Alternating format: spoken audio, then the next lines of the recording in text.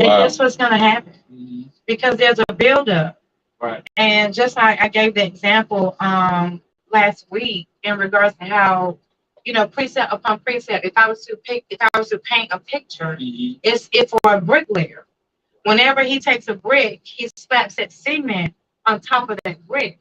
And then he takes another brick and he places it on top of that brick. But not only is he placing it on that brick, but he's pressing it down. And he's taking that spatula to come across to clean it off. And he's lining it up with the other ones. Right. So if at the end of the day the explosion is going to come, I'm telling you, you're going to get the true feelings of how he really felt. It's like that liquid courage that people have whenever they drink. They seem to be more vocal then. They are. But if it's building up and there's an explosion and something comes out, that's literally how they feel and how they've been feeling and didn't know how to deal with it. So now what you're doing, you're lashing out and bringing everything that was bothered in you as a child and what you've been through with your mother or your father. Now you take it out upon the person that you love. That's true. That's true. Yeah. That's what I'm doing. It comes from insecurity. That's what it is. And insecurities is not always a negative thing. A bad thing, right? We talk about insecurities, certain things that you didn't want to accept or you didn't want to say at the time because of your, the time that you're growing up, who you need to say it to. Sometimes when you're saying it, you're trying to say it in a manner where you can, but in the immaturity, you don't know how to express yourself verbally. Now you go out and action. And guess what? We've always been taught as children to, speak when you're spoken to. Right. So at an early age, I hate to say it, but at an early age, we are taught that we don't have a voice. But that's damage. We need to teach them at a young age. You have a voice, but let's learn how to budget what we say and how we say it. Yeah, respect. Yeah. So, like I said, okay, I don't turn know your mic towards you. I'm sorry. Like I said before, the thing that I've started learning, even though it may be a hoax, the letter may not be real, or it may not be to the fact that it was written in a time in the 1500s, but the Willie Lynch letter, How to Make a Slave, has all that what we're talking about right now. That's all that is 1 and 3 or 4 letters. It has all of this what we're talking about. Yeah.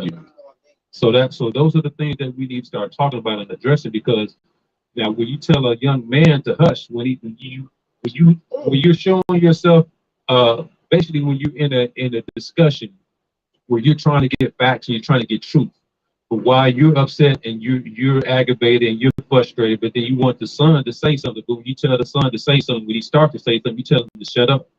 So as soon as you tell a man to shut up or tell a young boy to shut up, all what you're doing right then and there, you're suppressing everything of who he is. So when you suppress a man that way and you growing up that way, then all of a sudden you lashing out like, man, this man got anger. He's not got an anger issue, but what it is that every time he has to express himself or express what he says verbally, he's always been told to shut up. And now that he's able to speak, right, he's passionate, right, and it's mistaken as being aggressive or angry. And when you tell him to shut up at the age where he is now, then all of a sudden he jabs. Oh my, he puts you in the headlock. Right. You see what I'm saying?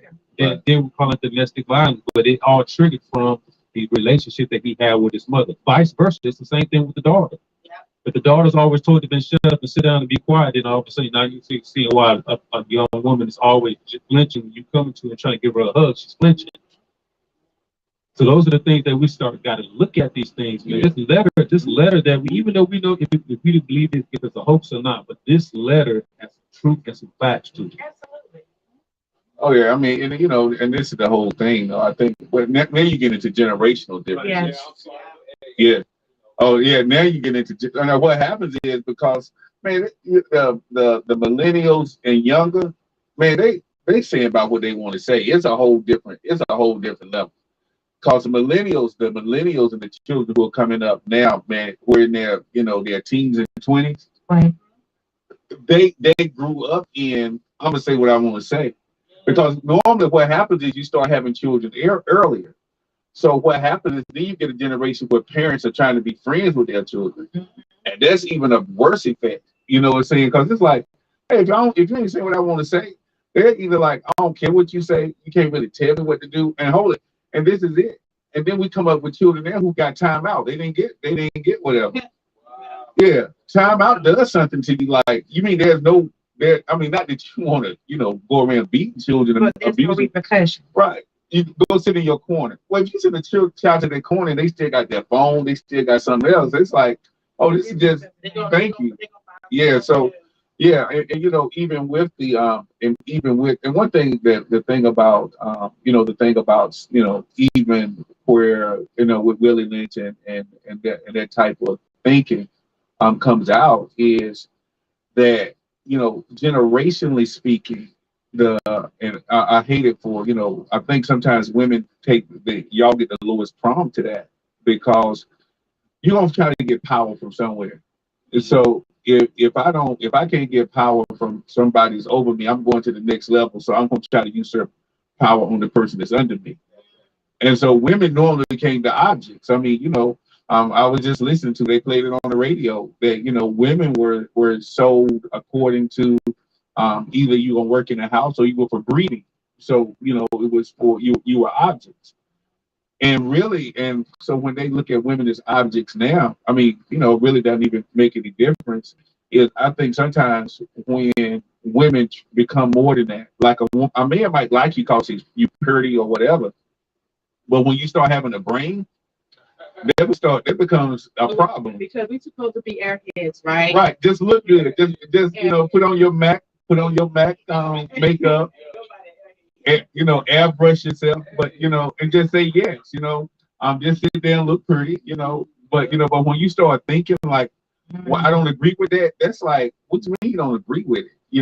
And then the church teaches you this. The church teaches women this. I mean, y'all get the short end. You got to submit whether you want to or not. You just got to submit. They need to go back and read that whole script. I know. Well, of course, we know that you submit yourself one to another.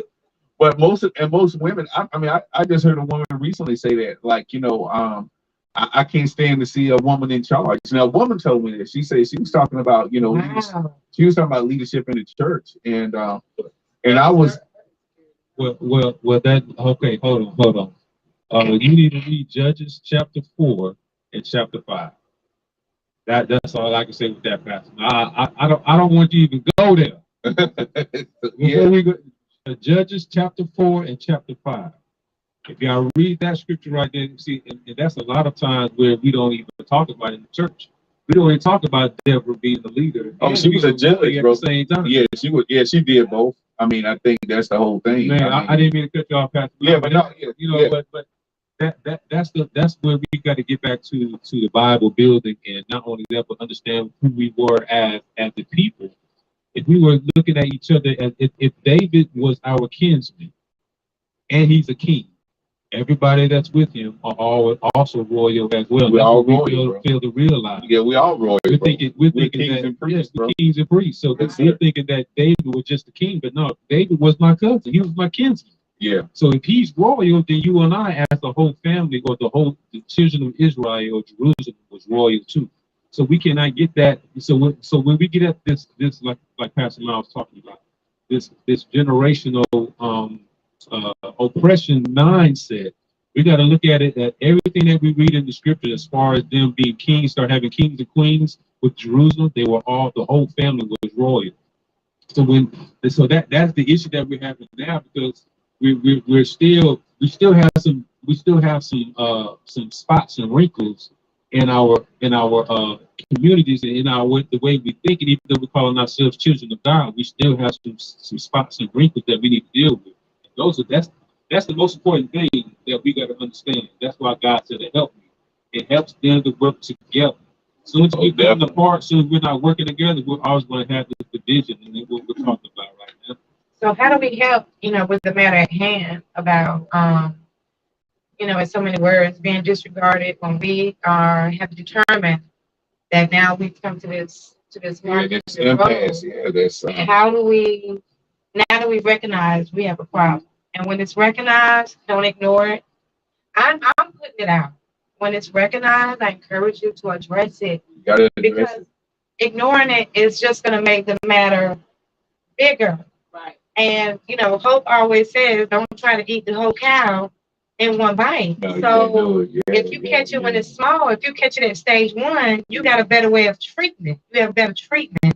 But if you catch it at stage 4, now it's almost beyond repair. It's metastasized, and when something metastasizes, man, it's you treat it, then you're not curing it. There you go. Yeah. When you get to a situation where you're not looking for active, where you're not looking for an active cure, you're just treatment. That's where, when doctors say, like, we can't do nothing else for you, that's when they give you any kind of medicine. They like, man, give as much morphine. Like yeah, it's palliative. So a lot of relationships have gone palliative. That means that they're just trying to, some relationships, they're just trying to, let's just make it work. And then sometimes it becomes business arrangement. That's when people get to separate rooms, because then it's too hard to, it becomes financial. It's like, look, we can't leave each other, because we both making money. We living on a 2-income family. We got all this going on. So what happens is you learn how to live together, and it's palliative care. Like, we're not gonna kill each other, but we ain't love is gone. Yeah.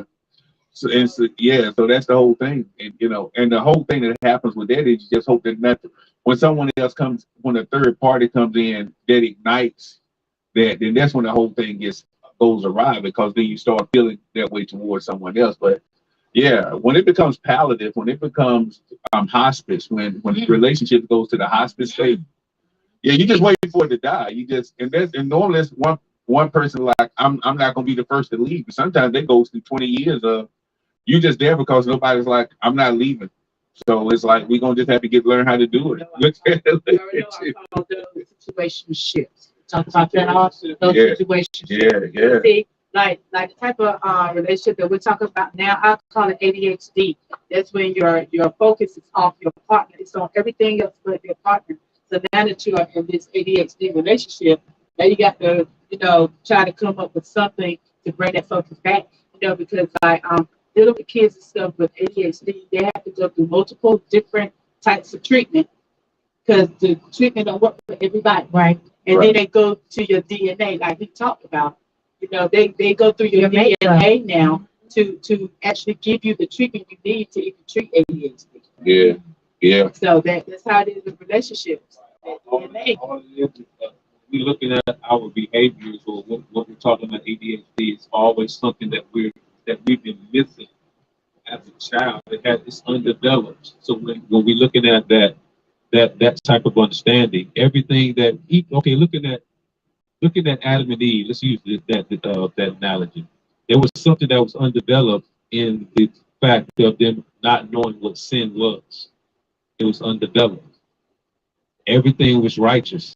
So when she looked at it, said that we should surely die, Adam and Eve was looking at it like that. Okay, I don't know what death is, but it made it seem like that's what it was. But when we're looking at it mentally, that's what it was. It was undeveloped. They didn't know nothing about it. But at the end of the day, when they did take upon it, they understood it. When you look at I believe the 3rd chapter, he said, now Adam and Eve has become like one of us, knowing good and evil. So I can't have them to do that. So now I got to keep them out of the garden, so they won't continue to live this way if they take up the tree of the tree of life. So when we see in that was undeveloped.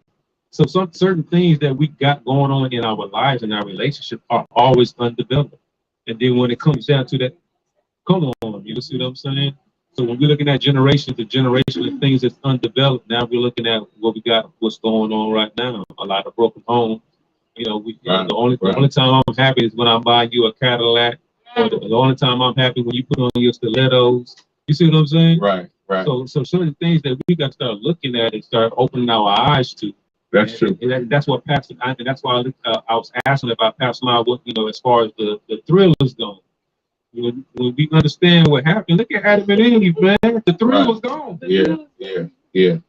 But and it became laborsome.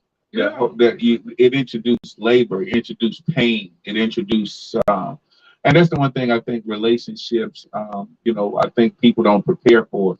When you put 2 humans together that from totally different backgrounds, you gotta be prepared for, what's gonna happen when the pain comes. What's gonna happen when we're not in agreement. I mean, because we don't, most of the time you don't go into marriage. We say it, but we really not expecting that. And it's like what Abe says, I don't know what I'm gonna do because when I'm dating you, I can always leave you. I'm not committed to you in a dating relationship. I can just, I mean, it can seem to, I mean, we know we committed, but really on paper, at any time in a dating relationship, you can say, I'm done. But, you have to think about when you get into marriage and it's like, wait a minute, I can't just leave you now, and I'm hurt and I'm just like, wait a minute, what you mean that I can't leave, or is that the process is not easy. It's like, wait a minute, so how are we going to have to, we got to really work this out. And you might not be used to, you might be, and I was that type of person, like, if I don't like it, you just leave, So, and that's the only child in me. I think that was, and like, some insecurity, but some of it I was just poor. Right. I like having my way. So if I can have my way, it didn't seem right. So it's like, if I can't have my way with you, I just want to leave. I don't want to deal with you. You know what I'm saying? So, so I had to learn, like, you know what? When you get two people together, you got to, not even being negative, you don't have disagreements. You can't have two people living together forever. And you see everything eye to eye. Nah, yeah. that ain't gonna Right. happen. Yeah. Even God said, he says, listen, come, let's reason together. He said, listen, I'm God and I know everything, but listen, I'm still reasonable. And if there's Yeah. no disagreement, then what is reasonable? Yeah. So he already knew, like Pastor said, he knew. Yeah. He's like, come on, y'all. Yeah. Yeah. And that's the one thing Adam and Eve, neither one of them did. They never reasoned with God. They went to the blame element. They didn't sit there and say, well, God, let's talk about this. I think God was reasonable. It's like, okay, let's have a conversation about what just happened. I think that could have been, I think either Adam, I think both of them, we try to place blame, but the gear in them, they had always talked to God. Why you stop talking to him? It's like, hey, God, you know what? Yeah, man, I mean, we missed it 100. We both missed it. But, and still today, I think, even before the lynch letter, it came down to this, the blame. I'm blaming somebody. If it ain't right, it ain't me. It's somebody. It's got to be somebody else. Cause I know it's not me. Yeah, yeah. So that's where we get that down. So regardless of how we look at the Willie Lynch letter, blame. it's the slave or whatever it was. You're looking at what the scripture was talking about. All this was because of disobedience. Disobedience. So it was. Yeah, yeah. So now my subjection of me being a man, and not only being a man, but if I subject myself to being a husband, now I got to make a submissive decision. Am I going to do it the right way or I'm going to do it the wrong way? Yeah. Especially when you know right, bro. Yeah, submission is a choice. Right. There you go. I don't see submission as something that you have to do. No, submission is a choice. So when I look at submitting, am I going to submit myself in a manner where I'm always going to cause conflict and chaos and disagreements? Or am I going to submit myself to try my best to be honorable, to be respectable, to be righteous, to be holy, and not only that, but be able to have that asking me as well. What I mean by asking me as well, if somebody wants me to do the same thing that I'm willing to give, I'm willing to do that. But even if they don't do it, even if they still ask me, will I still be willing to do it? That's covenant, bro. It's part of. Bro, that what Abe just explained to you is covenant. Covenant says this: I'm gonna do right by you. I don't care what you do to me. It's like, I don't care if you spit in my face, I still got covenant with you. I don't care if I walk in the room, I see you with another person. The covenant says, this is blood.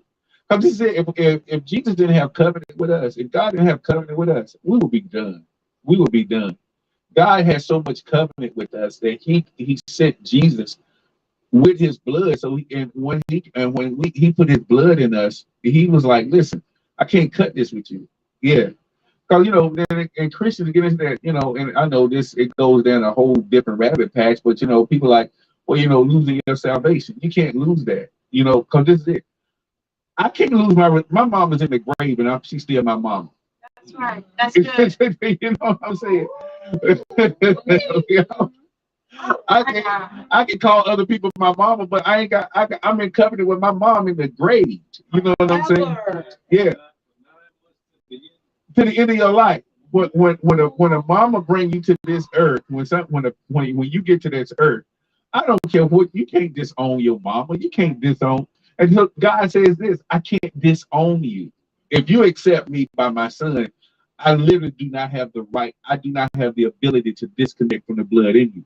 So what happened? People are like, well, what about when we sin? Well, the consequences of sin is death. Not that God is going to stop loving you. He didn't say I'm gonna stop loving you. He said that if you keep doing wrong, you're gonna die eventually. You might die earlier, but I'm not gonna be the one to kill you. But he said, I'm gonna love you until I'm loving you forever. That's what salvation is. Yeah. So what happens is, but marriage becomes optional. But when you take a marriage covenant, when we say death to death does part, that's one of the biggest vows that we break, including myself. Because we really say when we standing there in all our white and black and pretty colors, and the person asks you a covenant statement, to death do you part. That means when you leave, you're supposed to be dead. Somebody gets the right to just, okay, I'm leaving. So long as you get out of this, is death. And Moses, he told Moses, he's like, Moses, I ain't really about this divorce stuff, but they're gonna do what they want. So I mean, write them an agreement, but really, I don't see that covenant is broken. Right. Yeah, yeah. You don't break hold it. Covenant is unbreakable. You can't break covenant. Yeah. Our marriage is not an agreement. We made marriage an agreement. It's a marriage agreement where, but it is not a marriage covenant. If we really looked at it as covenant, what we really supposed to do is we supposed to slit our hands. Forget the ring. No, you slit your hand and we bleed in this thing. It's like, and the only way that and you know what they do? They take that blood and they write signatures with the blood and say, this is our blood is mingled. I can take that ring off, but this is blood, man. Right. And then this is it. And then you think about, sex is supposed to be a covenant act. Look what we made sex into. The sex is just pleasure. Right. You know what? Food is not supposed to be enjoyable. It's supposed to be sustainable. Right. We don't supposed to eat to feel good. We're supposed to eat. Right. Right. Right. Come on. And we live to eat. Look how we live to eat. Right. We're supposed to be eating vegetables. When God created this earth, He created us to eat greens and vegetables. And He didn't create us to eat cows and chickens. I mean, I eat just as much cow and chicken as everybody else. But it becomes enjoyable. It's like, so we may eat, like Abe said, God is like, I want you to eat enough so that your bodies are healthy. But then we want to eat, and just like we want to have sex and lustful, so I'm gratified. I don't care what the other person feels like. It's like it's gratification. So covenant is about this. I'm not satisfied if the other person's not satisfied. My whole life is about satisfying the other person. Because it was an assignment. It was actually created to be an assignment because it said multiply. Yeah, multiply. That's what says. Replicate this. It's supposed to be. It's an assignment. Right. Yeah, and the act became. Go ahead.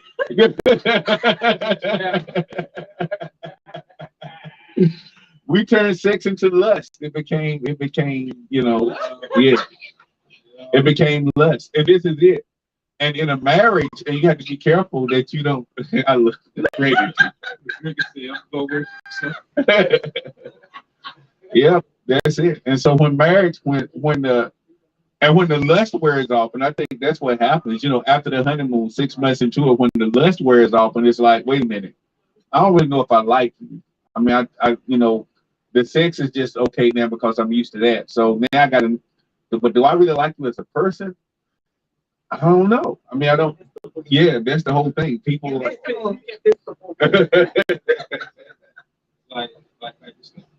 they say.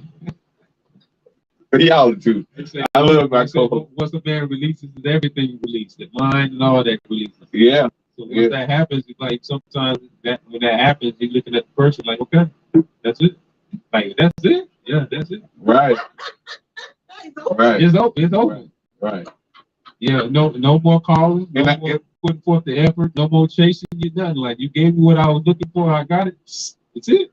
I told it. I was at Lewisburg College. I did a few years back, and we was up at the college, and I was talking to basketball players were there, and I said, "Listen, brothers, you have to understand this, because girls are gonna like y'all, but this is it. This is it. When girls are sleeping with y'all, they think the next morning y'all are gonna be 100. Yeah. But when they come trying to talk to y'all on the block, y'all like, what you coming for talking to me for? Right. And then the brother was like, man, you right. Cause it's like, man, people they be trying to come talk to us and we like, why you trying to say like why move away? It's like right. Cause the whole thing is she's made a commit that act is a commitment. And and this will throw brothers off when the women reverse their role. When a woman say, okay, I'm done with you, just go. It's like, what you mean you gonna let me go? You can't, I'm just done. It's like, yeah. No, it's So is that why in certain situations it seems like the woman she gives of herself, the man makes sure she does that, but he don't give of himself. And what I'm saying is he makes sure she gets hers, but he kind of hold back. well, I mean, and I think what happens is the holding back is the emotional commitment. I mean, I think because part of intimacy is just technique. It's I mean, some people become good at technique. They know what to do or whatever, so they become great at the technique. But so that there's no emotion. right. A good football player, if you teach them technique, they can play football in their sleep. It's just they like I look at Deion Sanders, one of the greatest that ever does it. When you hear him talk, he's not being arrogant. He really learned his trade well enough so nobody could beat him. He was just that good. He was technique wise. Right. So, and that's what we call players. Players, they become good with technique, but they know how to keep them. They never attach emotionally. So they just go from one person to the next, and they hope what they need to submit that into the Ebonics encyclopedia. The dictionary. When you just broke down what player is. Yeah. It's just they just technique. They love technique. They like winning. Players like winning. It's not about the relationship. Right. A player, they have a 15-game season, and so they just trying to run through and what gets them there, what's a challenge to them is when their technique doesn't work. Because then they go back to the drawing board. They go just like a coach, like they lose the game. Like, wait a minute, hold it. And when a woman tell them that technique ain't working, they hold it. That's a draw for him. That's a draw for a player. Like, oh my goodness, like, wait a minute, the technique is not working. So it's like, wait a minute, yeah. It worked for everybody else. Right.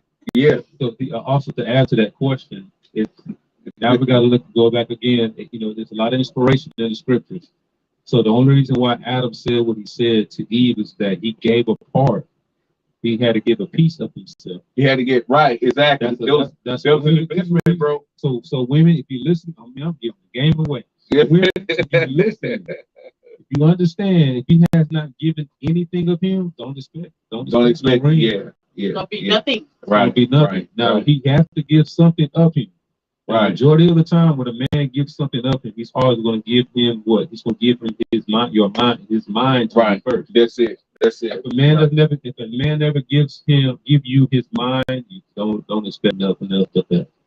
And I mean, women, you can correct them because it really, in most situations, I mean, there are always exceptions, but for you to trust a man enough to really have intimacy with him, there has to be just at least some part of you that you're willing to say, I'm willing to give myself to you. So I don't know. I think that's the whole thing. A man doesn't have to do that. A man is he's giving, but just by nature of the act, you're the receivers. Right. So to really and you're vulnerable. Right. You're the ones who are literally receiving all this, and you have to make yourself vulnerable. But the man is not vulnerable.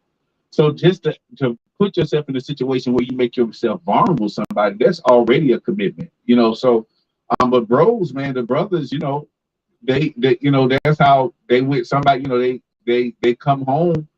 A player can do this. He's good at technique. He could be married and come home and still be like, though his wife never know because he can still perform. He's a performer. Yeah, but I think Abe said the great thing though. If a man is not giving you his heart, if he's not giving you vulnerability, if he's not being vulnerable, I mean, just watch that man. He because he You know, he know how to give you flowers. He know how to take you. If he got money, if a brother is rich, he can take you to the restaurants or whatever. But that ain't giving himself. That ain't right. Yeah, yeah, yeah. Yeah, just cause the brother take you out to dinner to the nicest restaurant. Oh, and this is a good brother. He'll do that. A brother talked about this. There's some brothers who are called snipers. You know what a sniper does? Teachers, pastor. Teacher. A sniper would do this. You know this, Frederica. A sniper can go infiltrate.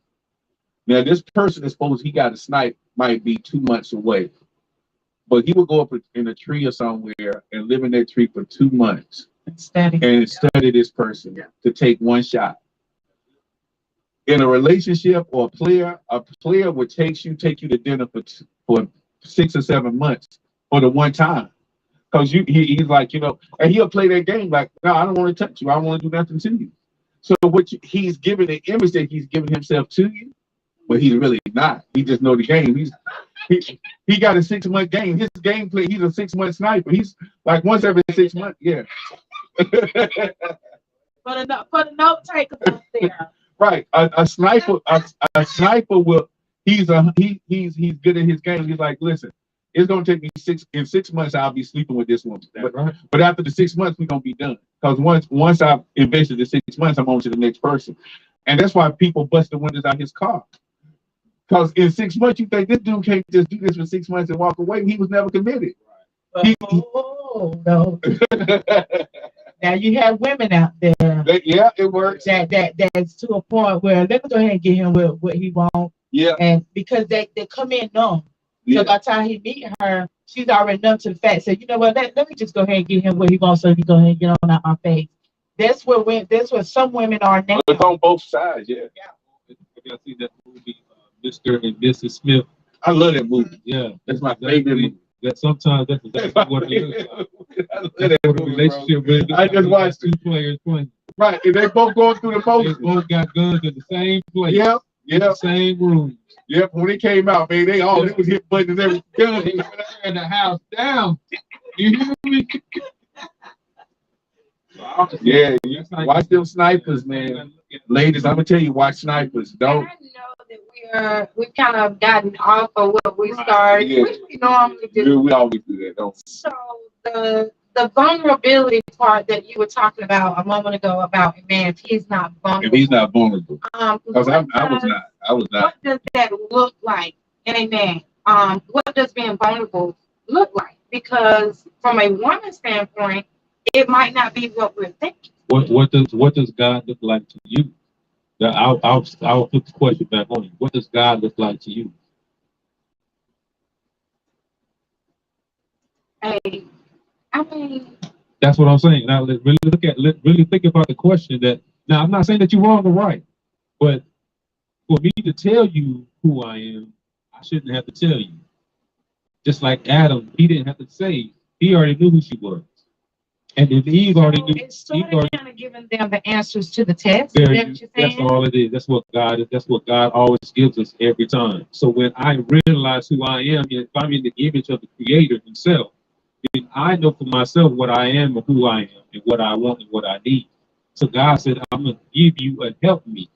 So if He's going to give me a help me, and He knows, and the Creator knows what I need, then all of a sudden when I see that thing, or not thing, y'all women, y'all not things. When I see this woman, I'm going to know exactly who she is. So it should be the same point. When a woman sees a man, she's going to already know who he is. And I think too, the thing that comes is that there has to be somewhat of a time investment. Because you just need observation. You know, when I always talk to I like Freddie because she's in the military. Listen, when you take your oath to go into the military, they don't give you an M16. You know, they don't say, look, do you swear and solemnly swear to uphold the Constitution of the United States with all that's in you, so help you God? Yes, sir. Well, here's your M16, here's your grenades, go for it. You got to go through basic training. You got to go through, how much basic training? I think 8 weeks. Is it just 8 weeks? 8 weeks of basic training, and whatever your specialty is will determine how long you're in school. That's it. Now, if the military knows this, and this is what I like about the military, they can take a person who's not qualified in anything and see you through training. And maybe the best And right, you know, when they go back home, they're like, wait a minute, who are you? Yeah. So what happens is, I think there's a training element in relationships. It's like, listen, okay, we don't get to know each other. Number one, we got to keep intimacy off the table. Stop. We said that's X. We got to take that off the table, because once you cross that line, we already crossed the line. So in basic training, this is it. They tell you what to wear, what to whatever. So what it is, you sound, so the whole thing is, okay, we get ready to date. Let's set the ground rules. I mean, you make it that way. Like, listen, these are the things that we know that are off the table, so we don't confuse lust. We don't confuse Lust with love. right. So let's, first of all, we just got to know. We got to get to know each other. And you know, I'm gonna answer, since you know, let's ask the hard questions. You know, hey, listen, you know, I don't really like, you know, if you're a man, just say, listen, I don't really like, every time I go out, I don't like paying for everything. Oh, say you got to be 100% open. You know, right. I was gonna say too, Pastor, that what they don't talk about is when we first come in, we take that. Oh, once we get there to our destination, they strip us. Yeah, We don't ooh, talk about that's it. good. Come on now. From us. Good God, I love And that. Yeah, then they start fitting us into their gear. Wait. That'll preach So here. you trying to tell me I got to get rid of all my past relationships? There you go. Everything else like that? Is that what you're trying to tell me? Stripped. That's good, G. That's good, because That's G. I ain't trying to hear that. over here just a moment ago. I was like, nah, I ain't even get ready to go here. Yeah. But since you brought it up, Right. Uh-oh, watch out there.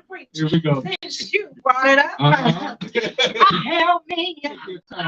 How do you avoid spillage when you're going into a new relationship? I need some help, guys. Donation. You better speak. Now, okay, brothers and sisters, That's y'all, I was there at the women's empowerment yesterday. Y'all missed a treat. Really, the apostle talked about that, about the heavy bags. Woo! So there are certain things that women are doing, and also men are doing. And sometimes we're taking on a lot of heavy baggage that we don't even want to let it go. She said, don't drop the bag. Don't drop the bag. Don't drop the bag. But she said you can drop what's in it, but don't drop the bag. Don't drop the bag. Oh, that's good. That's Do you good. hear what I'm saying? Ooh, So that was so good. when you're talking about that, I think, like I said, it gets back to the question: what is God? Who is God to you? So when you look at God, God was coming. Now, see, we fail to realize, we just thinking that God came down to see what Adam and Eve was doing after they, disobeyed God. But you got to understand, the Creator was coming to them every evening, every cool of the day. He was coming down there talking with them, speaking with them, keeping that relationship. And all of a sudden, he realized that, hey, I haven't talked to them today. I haven't said anything to them today. Hold it. Wait I a got to minute. go down and get them. Hold it. This is it. Hold it. You have to understand it. Understand this. They all had the same mind. Ooh, there you go. Hold it. This is it. Wait a minute. Adam and Eve were so close. They were so close in communication to God that they could talk to God without speaking. They were spirit.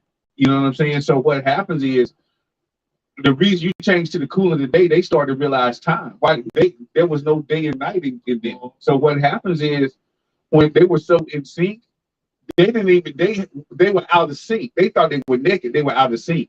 They lost his presence. They thought they were naked. It wasn't that they were naked. They were out of sync. So what happens is, if we're in one with some person, it's those people who said, those relationships, those old school relationships, when one of them died, they say, never get married no more, because I never get that again. They know better. They like, I know that I'm not getting married again, because that I was so in sync with that person that I know it wasn't a doubt about that. So, and this is it. And if I'm coming out of a broken relationship, it's what Gina says. Then it's like I got to go through basic training, because then I'm still trying to bring that other training. Because I guess this is it. So if I go in classified infantry, that's what I'm. Then they say, well, we need to change your MOS. We get ready to make you medicine. Bravo. Yeah. 91. Yeah. 91 Alpha. So we get ready to change your MOS. We no longer infantry. Now we get ready to make you reconnaissance. It's like, wait a minute. So you get ready to take my gun away. So how am I gonna do this? Then what I had to go through, I had to do what you said. I can't hold a gun for. You got to take my gun. Because if you give me my gun, I'm gonna always go back to my gun. And I might be in a situation where the last thing I need is a gun because now I'm reconnaissance. I don't. When you send me out to get somebody, if you give me a gun, I'm gonna shoot you. I mean, yeah. So what? So if you send me from infantry where I'm shooting people to reconnaissance, it's like, look, we just need you to go out and we need you to pick up information and bring us back information. Don't do anything. Just go and look and come back. Well, you got to teach me how to operate without a gun because yeah. Because my train of thought when I meet, if I meet I'm trained to shoot to kill. Yeah, so when I get into a new relationship, if I'm not debriefed, I'm bringing that stuff in with me. It's just I don't care what we say. I'm bringing. That's why I was talking about spillage. You know. Yeah. And because I am a person that loves people. Yeah. If at any moment I feel that I bought something from my past that could hurt you intentionally or non-intentionally, well, how do you? What do you do? Away. And that's why I said, you know, it's possible to happen. You bring a spillage from other relationships, and that's so you say you back away. You tend to back away.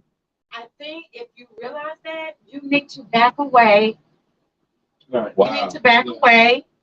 Wow. And go back to basic training so that, like Gina said, that we can be stripped. And don't hate yourself if you've come to a point and you got to go back. That's good. This is new to me, and I'm being vulnerable. That's good. Oh, that's because good. This is new to me. That's good. That's I've good. never dated. Wow. Because things just always happen. I've never dated. So this is new for me. That's good, Frank. So when I realized, whenever you were talking about being vulnerable, men being vulnerable, and asking that hard question, okay, what if you ask a hard question? You're open, you're honest, and I'm being honest with you. Yeah. And you tell me I appreciate. Right. You know, you being honest with me. But later on, now I get to really know how you felt about me being honest with you. Right. No, that's so, that's you know, you got the cliche.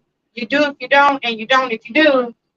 So and Freddie, the one thing you watch when you get to the point where you're talking that type of conversation with somebody, make sure they're saying stuff back to you. You know, because people can gloss you and not really say anything back. You know, you can say, God, Freddie, you know what? I hate that you went through that. You know, man, and I'm gonna support you. It's like, wait, I don't need to hear that. You ain't told me nothing about you. You know what I'm saying? Because sometimes people are not revealing themselves. They and you think, man, this person is really about me. It ain't about being about you. They got to reveal who they are. You know what I'm saying? And that's what I've been taking for the tools that I'm learning here. Yeah. I'm picking them up. Yeah. I'm learning, but it seemed to, I feel like it backfired. Yeah. But I learned. God just showed me who that person was. He showed you who it was. That's why I asked you the question, who is God to you? Because when you're looking at God, every person that he introduced himself, he always gave who he was or who he is. Right. He never held anything back. Right. That's why I'm saying that between you and I, you will know when a man is out of sync with you. He's holding something back. Because you ought to be like, oh, a woman as well. Like, okay, you didn't put no makeup on today, but you got your makeup in your bag. Okay, let me see what's going on here. Oh, I'm gonna be staying. I'm going to work, but I'm gonna be late tonight. Okay, you usually don't put no makeup on. You go to work, so why you got your makeup in your bag? Right. See what I'm saying? Right. So now when we're looking at the person who she is and how she presents herself to me, I'm already going to automatically know this is bone in my bone, flesh in my flesh, and who I want. But as soon as I see something that's outside of that or outside of what we are, what agreements that we have, it's always going to go. It's going to always have an effect of we out of sync right now. I don't know that I'm not out of sync, but I'm feeling that we're out of sync. Why we're out of sync right now? Right. So that's the same way when I'm looking at God. God is saying, when I come to you, I'm never going to be out of sync. I'm always going to come to you straightforward to who I am. If I'm upset with you, I'm going to come to you, let you know I'm upset with you. If I'm pleased with you, I'm coming to you and, hey, I'm pleased with you. And other than that, when everything comes to the point where you find something that's out of sync, they don't want to tell you anything. Now you got to realize, is it me or is it them? Then when you start start weighing out the differences between you and that person, maybe it did happen because you said something weeks ago where it made that person say, you know what, I don't think this relationship going to work anymore. So you got to look at that point as well. But when the person comes to you, if they don't come to you as a god or as a goddess, you got to ask questions. You got to do it. And so those are the things that we've seen as far as we call playing games. Because now we're looking at the enemy or what we call Satan as the deceiver of all deception, right? So if I'm coming to you to deceive you, then you have to go to that point to be deceived to you to realize that you have been deceived. That's like Eve was saying, you know what? I thought everything was good, but now that I realize Satan deceived me. So now that he deceived me, I'm learning from him now. So now I'm not gonna allow him to deceive me the way he deceived me before. So that's how we gotta look at things. I'm sorry. It is. Yeah. I did have something. I know that was a good game because the time slipped on us. Yeah. Good gracious. One of the viewers said, how have you stood alongside a man to aid him in helplessness? Wow. How Wait a have minute, you stood alongside a man to aid him in helplessness? Because I think what happens in that is if women are nurturers by and large, Oh, very large, you're nurturers. And this is it because I see it. I see that I've seen mothers treat sons and daughters differently. I've seen mothers treat daughters like, girl, get up here and get this room clean and stuff. And then you say, why my brother sitting right here doing nothing? Don't worry about him. I need you to do it. Like, wait a minute. So what you learn how to do, what some women learn how to do, they become such nurturers is that the man can really revert back into, I mean, I hate to say it, you're almost like their mothers. You're almost like, you go to, you start paying the bills, you're making up the bed, you're doing, and you're okay because it just feels natural. Right. Until like when you say it earlier, until you wake up one morning like, wait a minute, why am I doing all of this? But it's joking. I love you. And hold it. But let me tell you, this is good. As long as he's not taking advantage of that, that's fine. It's okay for the nurture. But when he just sits back, like he comes home, both y'all get home at 5 o'clock, and he sits there on the couch and kick his feet up, and you start taking out dishes, pots and pans. It's like, wait a minute, this is not right. This is something that, but you might not even feel like you're being mistreated because you're a nurturer. Like, okay, this is just what I want to do, but it's like you're disabling because if something ever happens and you ask him, like, look, you got home before, can you start dinner? It's like, what do I do? Like, right. I don't know how to do this. I don't know how. So, if you're an enabler, sometimes you just got to be careful that you're not enabling. That's a great question because women, y'all have been taught, and y'all, if you ever raised a child, that gear in you to take care of can just kick in before you even know it. And you know what I've been told? Because that is my nature. I just automatically thought, you do, Freddie. You do, yeah, you good. Yeah. I have been told, everybody don't want your help. Wow. I do. I tell you in 2 minutes. I need to know who wants my help and who doesn't want my help. But it's my nature. I love you do. That you do, so Freddie. You do. Oh my God. Yeah. I'm your biggest cheerleader. Yeah. But I've been told everybody does not want your help. So you have to stand back. And if they ask for your help, then you help. Yeah. So I have to pick and choose who I'm really helping because everybody don't want it. See, I have a problem with that. Like when it comes to having surgery and getting well, I have a hard time with getting well because I'm so used to getting up doing stuff all the time. I'm not used to sitting down. So when people tell me sit down, I'm looking at them like, what? Yeah. What does that look like? Right. Yeah. Right. Yeah. And you know who the best men are? Men who raise daughters. Men who raise daughters, they're a different breed because they learn to cater to their baby. They like, that's my heart. That's my, and when men are vulnerable with their daughters, and like when I see Abe's daughter, man, the reason Abe is a good candidate for a husband is because he knows how to love on his daughter. Right. So you have to, because men have to be vulnerable with your daughter. Like, sweetie, I love you. Sweetie, you're adorable. Sweetie, you just, so because if men never get used to saying that and have to turn that on, it's just like, the people like, oh, you look all right. Like, It's like, you know. Not doing it. Right. And so if you, because every man don't have daughters, but brothers, I'm telling you, women, that's a good thing to look at. If you see men who have good relationship with their daughters, they about 30% ahead of the game because they have learned how to nurture. They have learned how to nurture their daughter, and sometimes that transfers over a little bit easier. And women, and this is it, and women who raise strong sons, sometimes that's good to, for men, sometimes it's good because they're like, if they see you sit down, they're like, get up, what you doing? You can't sit there. And sometimes men need the fire. Believe it or not, they're like, what you doing sitting down? You know what I'm saying? And if a man who's not insecure, he can take that. You know what I'm saying? Because normally, like, Freddie is a good helper. Freddie is wonderful because, yeah, when it's stuff at church, yeah, so. I call it take a bear. Yeah. Take a bear. Right. Because Freddie can see me trying to do 30 different things, and she'll say, what can I help you do? Something. Because you trying to do the sound, you trying to preach, you trying to do chords. So what happened was, then I found out, like, Russ, you're not trying to have to do as much. Why are you not trying to do as much? Holy, she didn't even tell me she was helping me. But I just found out, like, Russ, you get out earlier because you're not having to do stuff. And I think, to me, that's what covenant looks like. And sometimes you don't have to tell the person you're helping them. You just do it.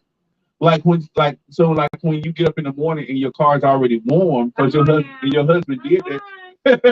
Right. We'll be together. That's what before we leave. Rebecca Ward's asked another question. What's that? Yeah, go ahead. How could you have managed the help me, right? Uh-huh. So what the man could get back to the place of Eden in his mind. Oh, that's good. How could you Getting back to Eden. To help me. And so what the man can get back. Yeah, get back to Eden so you can really accept her as a help meet, where it's not, you're not seeing her as a subordinate, but wow, that's good. For me, if you look that's good. Read the scriptures again, Rebecca, in wow, I believe the 3rd chapter of Genesis. Remember what God said to them after they got out of Eden. They both knew the knowledge of good and evil. So I think it's up to you to get the wisdom on your side to be able to help the man to get to where he is as well. So you still have wisdom and you still have wisdom and instructions as well by the Creator for you to do what you need to do on your side. So that would be my answer. Yeah, and I think, of course we do say communication, but people have different levels of communication. And right. So, when people say you need to communicate, that's dicey because everybody doesn't communicate the same. So, but if you're trying to get back to an Eden experience, start with one thing. What's the one thing, if y'all are like, look, we don't want this marriage, well, we don't want this relationship, we're dating, and there's so many good features about this that I like. So I think what you do is you try to focus in. Let's focus on one thing that we both know that each other likes. And let's on the daily basis just try to do that. If that person likes, look, it could be something simple like, look, I like ice water when I get home. So you know what? I'm going to make sure every day you get home, you're going to have a glass of ice water. That's the commitment. And the woman says, look, the one thing I need is that I need to hear an affirmation. I need to hear from you that I mean something to you.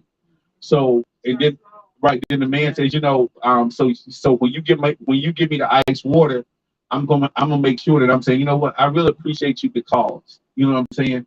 What it is, it's like what you said about hope. You can't turn, when you turn a ship, if you those big cargo ships that move tankers, when you turn a rudder on the ship that big, do you know it doesn't start turning until about probably gets another mile out?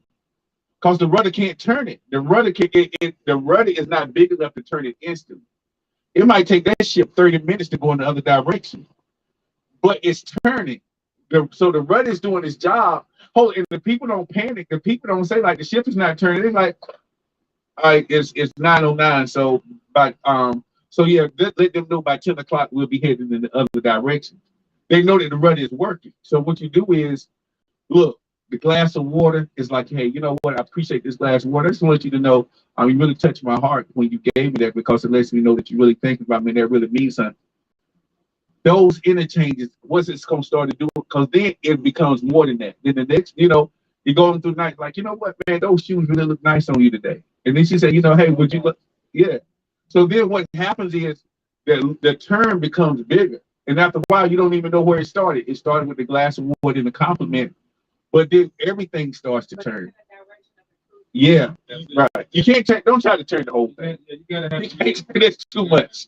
Yeah, it's too frustrating. It brings me to the point. I'm just gonna say this real quick. Off that movie 30 Day Promise, when the day when she found out she had cancer, and she had her husband to carry her for 30 days.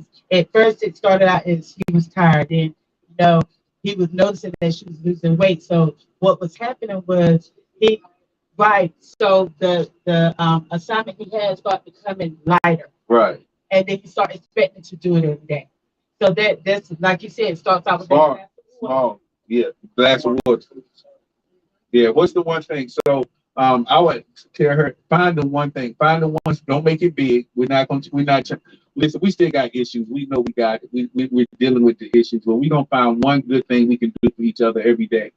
And then we'll go from there. We'll go to the next step and the next step. Yeah. So y'all, this was good because time never slipped away from us like this. Just like this. Now this.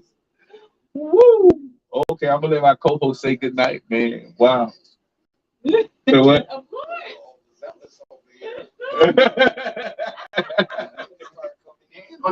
I like that overzealous.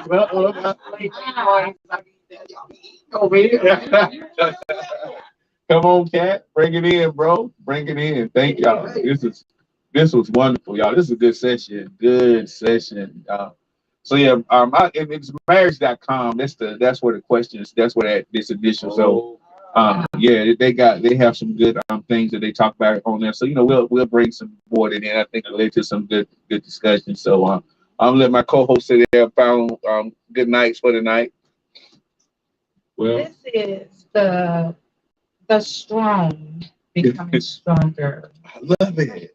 I'm so serious. I'm being vulnerable tonight, you guys. This was so good, and that's what people need, transparency. I'm so okay with transparency because I know it's part of my healing. I know it's part of my growing. Yeah. And it makes me a better person. That's good. Or I know that somebody else's life is in the balance off of me, and I need to make sure that this balancer is working. It's working effectively. Yeah. Yeah. So if I'm not right, if I'm tilted off, I'm no good to the person that's attached to me. So I press towards the mark of the high call of being better, of doing better, knowing better. And so I'm going out on that note. Gina. I don't need to say anything. I don't know what I can say after that. It's good night. I'll just say before you hit the hospice stage. Watch out. Come on. Treat it. Treat it. Treat it. It's not hard. Let your heavyweight become that lightweight. Treat it. Let's continue to heal, build, and go together. Y'all getting it in, man. Y'all getting it in. Have dominion with each other, have dominion together, not over each other. That's all I'm saying. That's it, y'all. This was great. I thank God for my co-host. Thanks, Freddie's son is here tonight. We're going to bring him in. Hallelujah. Thank you, brother, for coming in tonight. And I just want to release you with the priestly blessing on tonight as we're leaving. And that comes from Numbers chapter 6, verses 22 through 27. Like Abram said earlier, we are the seed of Abraham through the blood of Jesus. We're Abraham's seed. So God gave this blessing to Moses to give to Aaron to bless the children of Israel. So as I release this blessing, I ask you to turn the palm towards the sky. If not, if you're so quick you can't do that, that's fine. The blessing still works. And this is Numbers 6:22 coming from the Amplified Bible, and it starts, and the Lord spoke to Moses saying, verse 23, speak to Aaron and his sons saying, this is the way you should bless the Israelites. Say to them, verse 24, the Lord bless you and keep you, protect you, sustain you, and guard you. Verse 25, the Lord make his face shine upon you with favor and be gracious to you, surrounding you with loving kindness. Verse 26, the Lord lift up his countenance, his face upon you with divine approval and give you peace, a tranquil heart and life. And verse 27, so Aaron and his sons shall put my name upon the children of Israel, and I will bless them. Y'all have a wonderful night, and we'll see you next Monday on relationship maintenance. Vulnerability. Yeah.